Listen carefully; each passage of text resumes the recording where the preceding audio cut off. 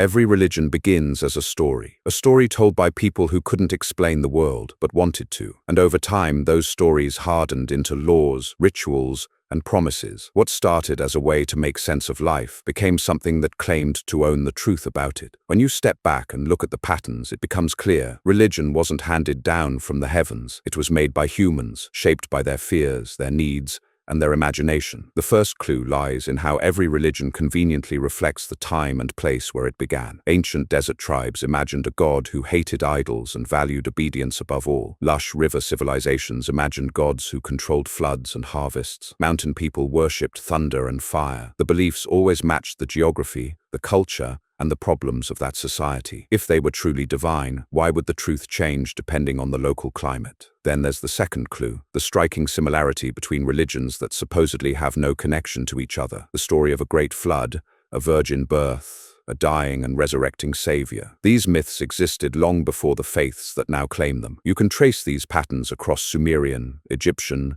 Greek, and later Abrahamic texts. Each one borrowed, edited, and rebranded the same old tales. The third proof comes from how gods evolve alongside human understanding. When we didn't know what caused lightning, gods threw thunderbolts. When we didn't know about disease, it was punishment or demons. As science explained more, divine explanations quietly retreated. The acts of God became acts of nature. The boundary of the divine keeps shrinking as human knowledge expands. The fourth sign is how religion mirrors human authority structures. Ancient kings ruled with absolute power, so their gods did too. Feudal societies built religions around obedience and hierarchy. The gods acted like cosmic rulers, enforcing loyalty and punishing rebellion. These weren't the imaginations of enlightened beings. They were reflections of political systems. Religion became the ultimate monarchy with divine right as its crown. The fifth point is moral inconsistency. Religious texts often contain noble principles, compassion, justice, humility, but they sit right next to cruelty, slavery, genocide, and intolerance. It's not divine wisdom, it's the moral confusion of the people who wrote them. You can almost see the tug-of-war between empathy and power, between kindness and control. That's not the signature of perfection, that's the fingerprint of flawed humanity. The sixth clue is how religions compete. If there were one divine truth, there wouldn't be thousands of mutually exclusive versions of it. Each group claims their God is the only real one, their book the only true revelation. Every believer rejects the gods of others. They just stop one God short of being atheists themselves. The sheer diversity of belief is evidence that belief itself is human-made. The seventh proof is the convenience of divine approval. Every empire, every warlord, every institution that wanted power claimed to have heaven's backing. Religion sanctified conquest, justified slavery, and excused cruelty in the name of holy purpose. When people want to dominate others, nothing works better than saying, God wants it this way. It's moral authority without accountability. The eighth clue lies in fear. Religion thrives on it. Fear of death,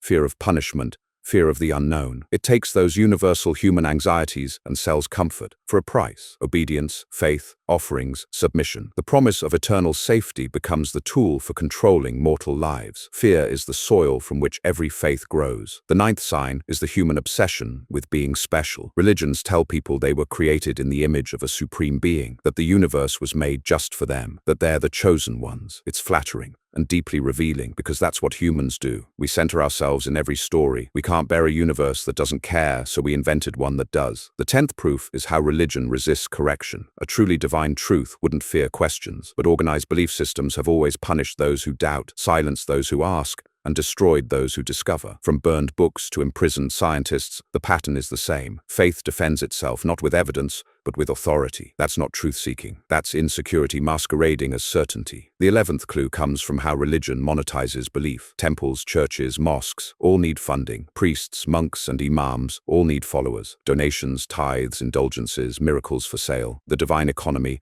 has always been profitable. If salvation were truly free, it wouldn't have a price tag or a collection plate. The 12th proof is psychological. Humans have a deep need for pattern and meaning, even when none exist. We see faces in clouds, intention in accidents, purpose in randomness. Religion amplifies that instinct, turning coincidence into destiny and uncertainty into design. It satisfies the craving for order in a chaotic world, but that comfort doesn't make it true. And the 13th, perhaps the most revealing, is how gods conveniently vanish when not believed in. Once worshipped deities, Zeus, Odin, Ra, Quetzalcoatl, were once as real to people as today's gods are now. They had temples, priests, miracles, followers who swore they'd felt their power. Yet when belief died, so did the gods. They didn't ascend anywhere. They simply faded from memory. The divine, it seems, depends entirely on human attention to exist. When you line up these patterns, the picture is unmistakable. Religion wears a human face. Our fears, our hopes, our desire for control, our longing for meaning. It's not a revelation from above,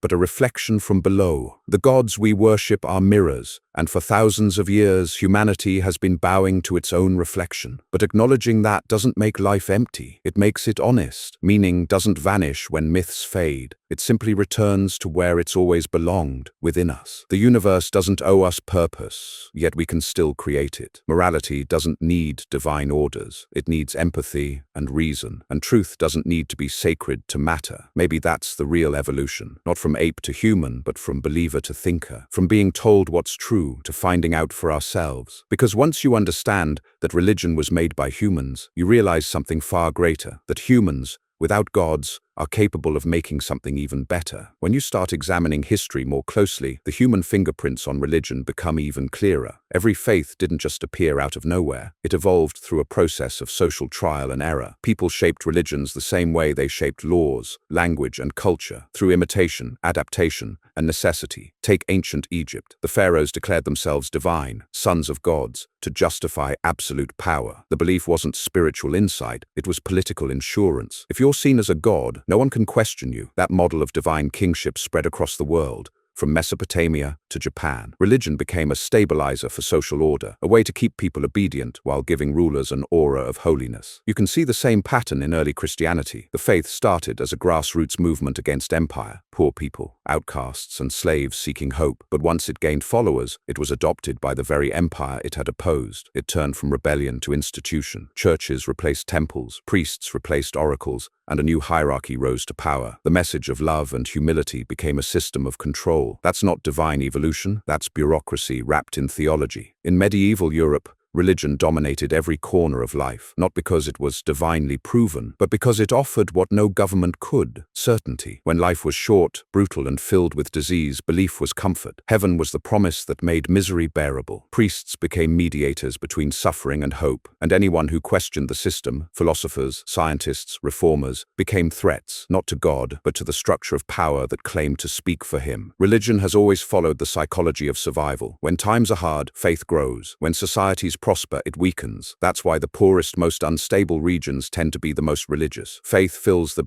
gaps where knowledge, stability, and justice are missing. It provides emotional safety where material safety doesn't exist. It's not divine inspiration, it's human coping. You can also see the human hand in the selective morality of religion. Each faith claims universal truth, yet its ethics always match the social needs of its birthplace. Ancient herding societies banned pork. Agrarian cultures worshipped fertility. Warrior tribes glorified conquest. None of these rules came from the sky. They came from the ground, shaped by what people needed to survive. What was sacred wasn't moral perfection. It was social efficiency disguised as divine will. Even the concept of sin reveals more about human psychology than cosmic justice. Sin is guilt institutionalized, a system that turns natural human instincts into moral debts. Desire, doubt, pride, all labeled wrong to keep people obedient and self-policing. Religion made humans feel broken, then offered itself as the cure. It's a cycle that sustains itself on shame. And then there's prophecy. Every religion has someone who claims to speak for God, but their messages always reflect their own knowledge and culture. You never find revelations about electricity, germs, or galaxies. Divine wisdom always stops at the edge of human understanding. That's not the voice of the universe. That's the echo of our own ignorance. What's more revealing is how religions adjust to survive social change. When slavery became unacceptable, religious leaders reinterpreted texts. When science disproved creation myths, they declared the stories symbolic. When women demanded equality, scriptures were reread with new meaning. Divine truth that bends with public opinion is not divine. It's political adaptation. Gods evolve because believers do. Religions also show a deep human need for belonging. The rituals, the symbols, the songs, they build community. They trigger emotion, synchronize behavior, and make people feel part of something bigger. Sociologists call it collective effervescence. That rush of unity in shared belief. The same feeling appears at concerts, protests, or sports events. It's not supernatural. It's chemistry, hormones, and psychology. And that's why belief is so hard to let go of. Religion isn't just a set of ideas, it's identity, it's family, culture, and comfort. To question it feels like betrayal, not of gods, but of community. That's why facts rarely change minds. You're not asking someone to abandon logic. You're asking them to leave their tribe. The strength of religion lies not in its truth, but in its emotional scaffolding. Still, throughout history, every major religious claim has eventually collided with reality. The earth wasn't flat. The universe wasn't geocentric. Diseases weren't caused by demons, and prayers didn't move mountains. Yet each time belief was challenged, it adapted. It rebranded mystery as metaphor. It moved the goalposts just far enough to survive. That flexibility is clever and very human. Even morality, often claimed as religion's greatest gift, is clearly independent of faith. People in secular societies tend to behave just as ethically, often more so than those in deeply religious ones. Crime drops when education rises, not when churches fill. Empathy and cooperation existed long before commandments. Morality evolved from social living, not divine decree. You can see kindness in animals, altruism in children, and justice in tribal societies with no gods at all. And yet religion still thrives, not because it's true, but because it's useful. It gives meaning to loss, order to chaos, hope to fear. It's a story humans tell to survive uncertainty. But survival stories aren't always factual, they're comforting, and the comfort is what people cling to. Truth is often harder to love than illusion. When you strip away the rituals and holy words, what remains is a mirror reflecting humanity's greatest paradox, our fear of being insignificant and our desperate attempt to matter. Religion is that attempt, carved into myth, a beautiful illusion, sometimes inspiring, sometimes destructive, but always human. Some might ask, if religion is man-made, does that make everything meaningless? The answer is the opposite. It means meaning isn't given, it's created. We're free to build our own purpose, instead of inheriting it from old myths. We can base our morality on empathy, not commandments. We can face uncertainty without superstition, and we can live honestly, knowing that not everything needs a god to be sacred. There's a quiet kind of awe in realizing this, that the universe doesn't revolve around us, yet we still care for each other, that life ends, yet we still love fiercely, that the stars don't watch us, yet we still look up and wonder. Maybe that's what makes us truly remarkable. Not that we were made by gods, but that we invented them and then learned to outgrow them. Because once you understand that religion was created by humans, you start to see that everything extraordinary about belief, imagination, emotion, morality, wonder was ours all along. Religion's influence didn't stop with belief. It seeped into every part of civilization. Art, politics, morality, even our sense of self. Once humans invented gods, they began painting, sculpting, and building to honor them. And those creations shaped entire cultures. But if you look closely, you'll see that what we call divine art is just human creativity, redirected, restrained, or glorified under the banner of faith. Cathedrals, temples, mosques, their beauty isn't evidence of gods, but of human talent pushed to its limits. Michelangelo painted angels because the church paid him to, but his skill was his own. The architects of the pyramids weren't divinely inspired. They were engineers solving problems. Every sacred masterpiece was made by human hands. If gods didn't exist, art would still have found something to worship. Maybe beauty, nature, or the human mind itself. The same goes for morality. Religion claims to define good and evil, but it mostly echoes human social instincts: cooperation, fairness, empathy. These values helped tribes survive long before scriptures appeared. When religions adopted them, they didn't invent morality, they branded it. They turned natural human decency into divine law. But that branding also introduced something darker, the idea that goodness requires obedience, and that disobedience deserves punishment. That concept gave rise to one of humanity's most powerful psychological tools: guilt, a self-reinforcing loop that keeps people morally controlled even when no one's watching. It's efficient, and it shows how religion acts as an internal police force. You don't need guards when people believe they're being watched by the sky. Politics, too, has always used religion as its language of legitimacy. Kings claimed divine right. Wars were fought in God's name. Colonial powers spread faith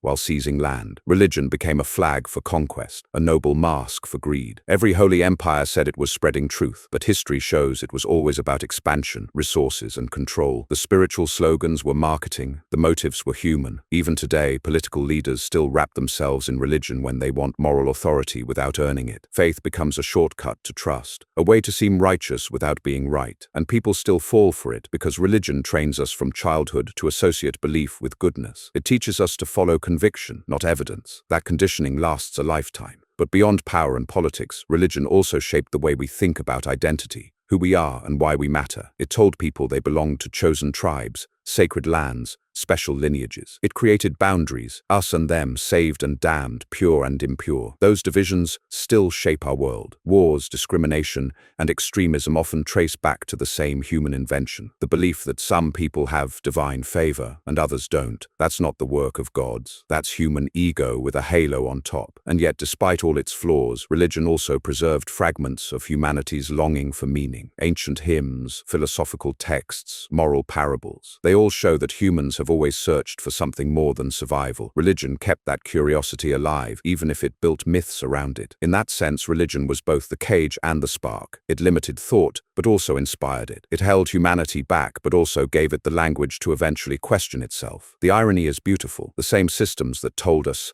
not to question are the ones that made us curious enough to do so. Every holy book that claimed final truth planted the seed of doubt that would one day unravel it. The invention of religion accidentally led to the invention of reason. When humans began to think critically, through philosophy, science, and art, they started pulling at the loose threads of belief. And what they found wasn't divine revelation, but human invention. The more we learned about the world, the more gods disappeared. Lightning became electricity, plagues became pathogens, the soul became consciousness. And each time we explained something naturally, the supernatural lost ground. This process is still unfolding. Today, we know that morality comes from empathy, not commandments. That meaning comes from living, not waiting for an afterlife. That wonder doesn't require worship, only curiosity. In a strange way, the death of old gods hasn't made the world less magical. It's made it more real. Because the truth is, we don't need myths to feel awe. We can look at a nebula millions of light years away and feel small and infinite at the same time. We can study evolution and marvel at the billions of coincidences that led to consciousness. We can find sacredness in existence itself, not because someone declared it holy, but because it is extraordinary that we exist at all. Religion was humanity's first draft of understanding. It was our earliest science, our earliest law, our earliest art. But like every first draft, it was rough, flawed,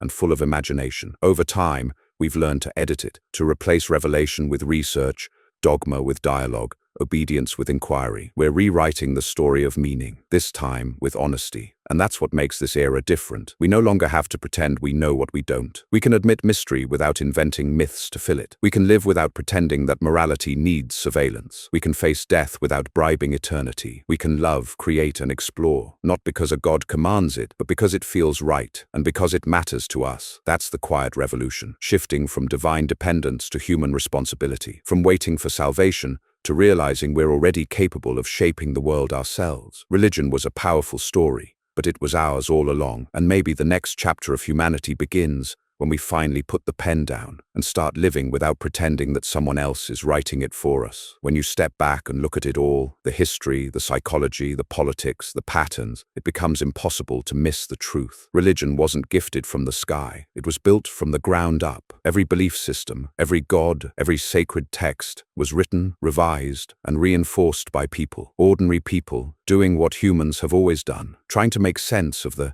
unknown, trying to control what they couldn't understand, trying to find purpose where there was none to be found. Each of the 13 proofs tells the same story in a different way. Religion reflects its birthplace. It borrows and imitates. It changes with human knowledge. It mimics power structures. It contradicts itself morally. It competes like a business. It manipulates fear. It flatters our ego. It resists correction. It profits from belief. It thrives on psychology. It dies without worship. And it leaves behind ruins that reveal the human fingerprints all over it. If gods were real, they wouldn't look so much like us. They wouldn't have our tempers, our jealousy, our pride, our need for praise. They wouldn't demand worship or obedience or blood. Those are the traits of humans projected onto the sky. Our gods were never supernatural. They were psychological. They were humanity's reflection, magnified, dramatized, and carved into stone. You can see this in every detail of mythology. Gods eating, sleeping, loving, hating, making mistakes,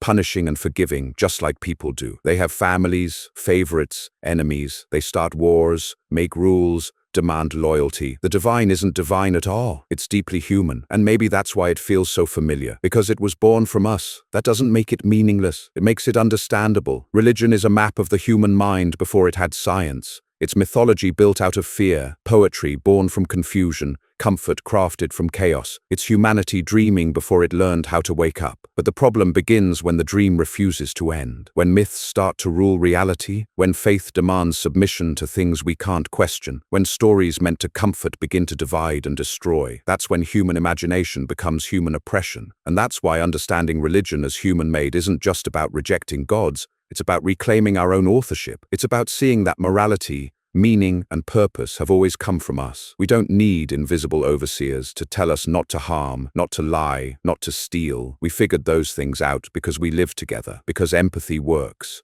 because cooperation keeps us alive. Humanity doesn't need commandments. It needs conscience. Once you see that, everything changes. The world doesn't lose meaning. It gains it. Every sunrise becomes more miraculous when you realize no one planned it. Every act of kindness becomes more powerful when it's not done for reward but for its own sake. Every moment of joy becomes sacred because it's fleeting, because it belongs entirely to this life, not some promised one. And maybe that's the real message hidden underneath all religions. Not that gods exist, but that humans need to believe in something. Maybe the next step in our evolution isn't belief in higher powers, but belief in higher possibilities, in knowledge, compassion, and shared humanity. We've spent thousands of years asking the heavens for answers, but maybe the silence we hear isn't absence. It's a reminder that the answers were always meant to come from us. The universe doesn't owe us purpose, yet here we are, capable of creating one. We're the storytellers, the meaning makers, the builders of our own significance. The divine we searched for was never above us. It was within us all along. So maybe it's time to stop praying upward and start looking inward, to stop waiting for signs from the sky and start reading the evidence written in ourselves, in our curiosity, our reason, our empathy, our courage to question, because those are the real miracles, the ones that don't need temples or scriptures, the ones that don't vanish when belief fades, the ones that prove we're capable of being more than we once imagined. And that's the final proof, the one that ties them all together, the fact that we can see through the illusion, that we can outgrow the stories we once needed, that we can walk into the unknown without gods to hold our hands. That ability to learn, to change, to think freely is the most human thing of all. Religion may have been made by humans, but so was truth, so was kindness, so was love. And those things, unlike any god, are undeniably real. When you understand how deeply human religion really is, something shifts inside. You stop seeing faith as a mystery to decode and start seeing it as a mirror, one that shows both the brilliance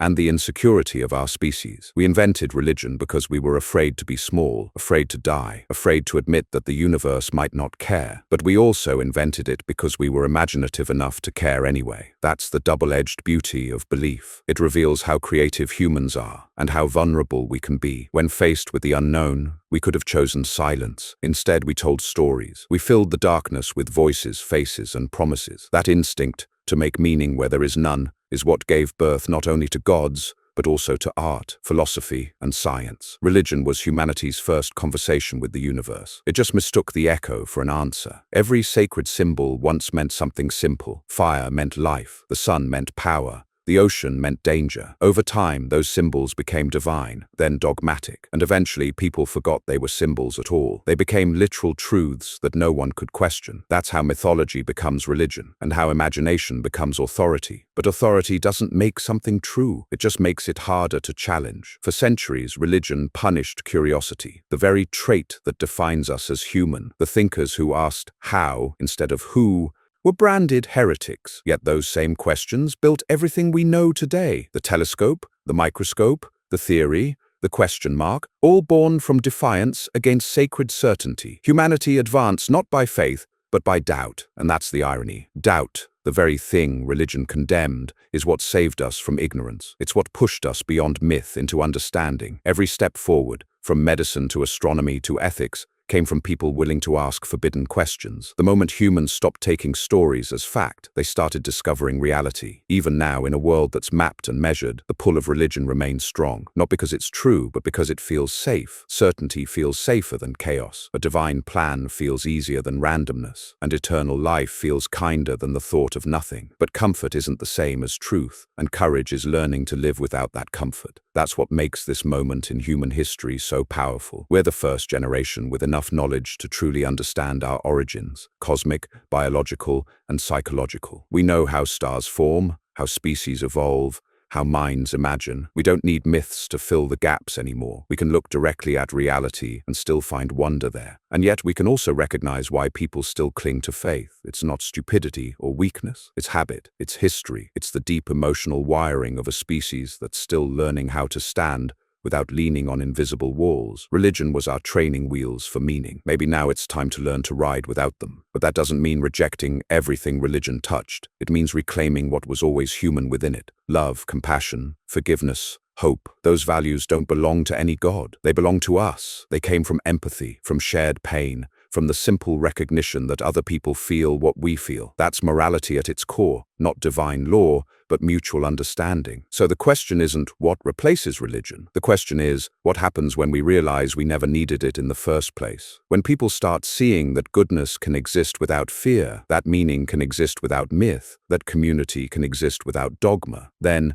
humanity begins to grow up, not just intellectually, but emotionally. Maybe that's what growing up as a species really means, learning to face the vastness of existence without shrinking it into stories, learning to stand in awe, not fear, to see beauty, not magic, to seek truth, not comfort. When you strip away the ancient words and rituals, what remains is something far more profound, the quiet strength of being human. We can love without commandments, build without blessings, and seek truth without fear of punishment. We can live meaningful lives even knowing they will end. That's not despair, that's liberation. Because when life is finite, it becomes priceless. When morality is chosen, it becomes genuine. When purpose is self-made, it becomes authentic. Religion tells us we need gods to be good, but maybe goodness is at its purest when we do it knowing no one's keeping score. So what are we left with when we finally accept that religion was made by humans? We're left with the same world, only clearer, the same lives, only more real, the same love, only more honest. We lose the illusion of eternity and gain the miracle of now. That's the quiet truth at the heart of all these 13 proofs, that every divine story was really about us, all along, our fear, our wonder, our need to belong, our refusal to be alone in the universe. Religion was humanity's first self-portrait, drawn in myth instead of ink. And maybe it's time we draw a new one that doesn't need gods to make us moral, or heaven to make us hopeful, or hell to make us humble. One that celebrates truth, even when it's uncertain. One that values kindness, not for reward, but for what it creates between us. One that treats existence itself as sacred, not because someone declared it so, but because it truly is. If religion was humanity's greatest story, maybe honesty is our next one. And this time, it doesn't need to start with "in the beginning," because there is no beginning. Only us, here, now, trying to understand, to care, to build, to live. And maybe that's all the proof we'll ever need.